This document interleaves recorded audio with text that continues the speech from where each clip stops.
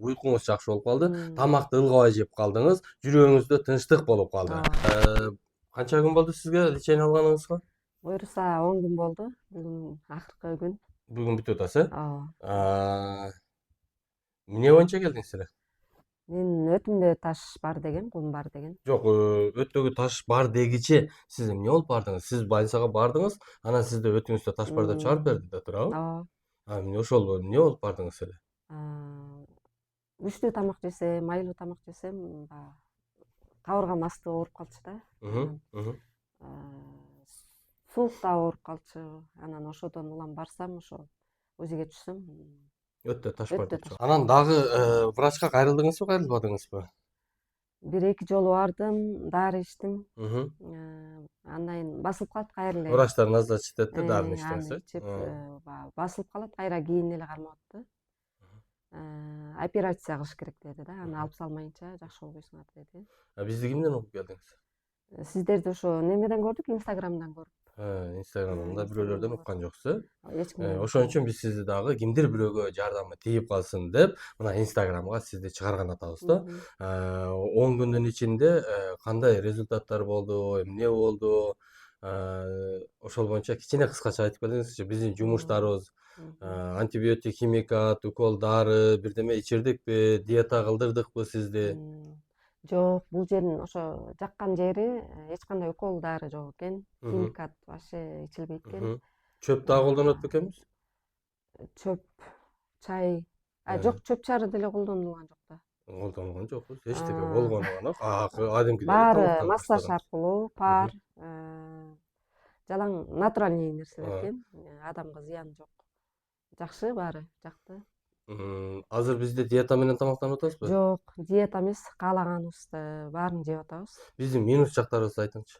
Минус жактары билбейм, пока айта албайм. Биз өзүбүздү мактай беребиз. Биз сиздин көзүңүз менен көрүшүбүз керек. Бүтүп кетип аткандардан сөзсүз түрдө сурайбыз. Балдардын мамилеси, кылган жумуштары, тазалыгы, тамак ашы, биздин кылган методдор, ошолордо кайсыл жагынан минустарды байкадыңыз?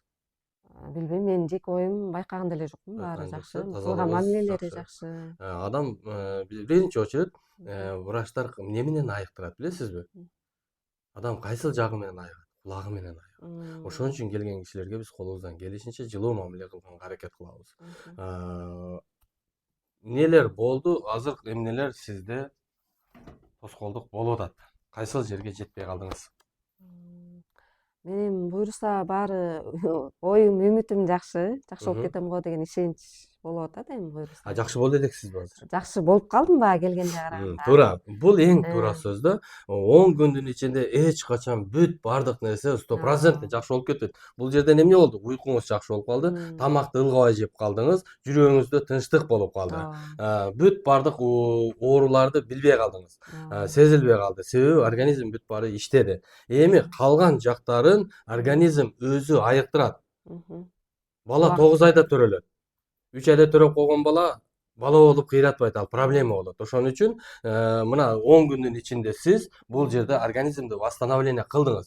Сиз билесизби канча нерседен кутулдуңуз? Астын-ала, уйку безинин оорусунан кутулдуңуз, ашказандын оорусунан, жүрөк, недостаток кислороддон, давлениядан кутулдуңуз. Ушул бойдон көпчүлүгүчү байкаган жокмун, андай мындай деп жок. Астыңда күтүп турган инсульт, инфаркттан кутулдуң. Азыр мына көпчүлүгү жаштар инсульт, инфарктка алып атат. Колу буту отказ берип калып атат. Себеби бүт бардыгында ички органдар нарушение болот да, сырткы органдар. Мойнун кармасаң бардыгы болючий. Бул оору болбош керек. Сиз ошол нерселерден кутулдуңуз. Ал бирдекеге ачууланганда же бир нерсеге настроение болгондо организмде давление көтөрүлгөн учурда тамырлар жарылып кетип, инсульт, инфаркт болуп калып атат. Ошонун себептерин сиз алдын алдыңыз. Көптөгөн ооруларды астын алдыңыз да. Эми мындан болжагына биздин гимнастиканы жасап жүрөсүз. Аны уже 10 күндүн ичинде үйрөнүп жаттап болдуңуз. Андан кийин туура дем алууну сөзсүз түрдө жасап жүрөсүз. Дем алуу кандай болду? Ичке алабыз, чыгарабыз. Биз диафрагма өт өзү ооруган жок да, өттү боор иштеп чыгарат, диафрагма катып калып, боор жакшы өттү чыгарып бере албай калды да. Эми сиз ошол диафрагма аркылуу бул жагы ашказан, бул жагы боорду иштетесиз. Бул дем алуу органы бир күндө бир 10 мүнөттүк кылып койсоңуз жетет. Биз өмүр бою сиз менен жүрө албайбыз. Постоянно сиздин жаныңызда жүрө албайбыз. Бизге постоянно акча таап келе албайсыз. Бирок 24 саат бою колу бутуңуз өзүңүз менен кошо жүрөт, организм кошо жүрөт. Мындан бул жака биз көрсөтүп берген нерселерди толук аткарып жүрүңүз. Себеби бул анча мынча массаждарын көрүп калдыңыз, туура дем алууну, медитацияны үйрөндүңүз, гимнастикаларды үйрөндүңүз. Булар сиз менен 24 саат бою бирге жүрөт. Өзүңүзгө өзүңүз эми доктур болосуз. Эч кандай минус жок. Жок. Баары отлично. Ден соолук сонун. Мына азыркы дагы биздин сизден мурда ал дагы бүтүп атыптыр бүгүн. Даже бутум какшап, носки менен жатчумун дейт. Силерге деле айткандыр, чогуу жатып. Мына носкини чечип коюп жатып калдым дейт. Бутум сонун дейт. Анан жок, жылдыз болгум келбейт деп. Жекече ыраазычылыгын билдирип кетти. Макул, ден соолукта болуңуз. Рахмат. Эң Сиздердин күчтүү. ишиңиздерге ийгилик. Рахмат. Элдерди ушундай натуральный дарылап жүрүңүздөр. Эч кандай химикаты жок. Эрежеси жок. Кыргызча жашоого алып келебиз. Дагы бир нерсени кошо айта кетейинчи. Мына Кыргызстанда бир уйгур, дунган, Кытай, түрк иши кылып башка жактан келген эл өз тамагын өзгөрткөн жок. Тамак аш туура главный ролду ойнойт. Биз главный ролду тамак аш деп туруп маселени коебуз. Туура эмес кылып атканыбызды туура деп эсептеп атканыбызды билбейбиз да. Эмеге түшүп алышат диетага. Диетага түшкөндө эмне болуп атат? Ичи жалкоо болуп атат. Ал алсыз болуп атат. Алсыз болгон ичеги уже кийин күчтүү тамак түшкөндө ал күчү жетпей калып атат тамакты иштеткени. Ал мээден жардам сураганда мээ эмне кылып атат? Давлениени көтөрүп берип атат. Ошентип отуруп алар давленияны ашырып атат. Күчтүү тамак келбесе биздин организмде күчү жок болот, алсыз тамак.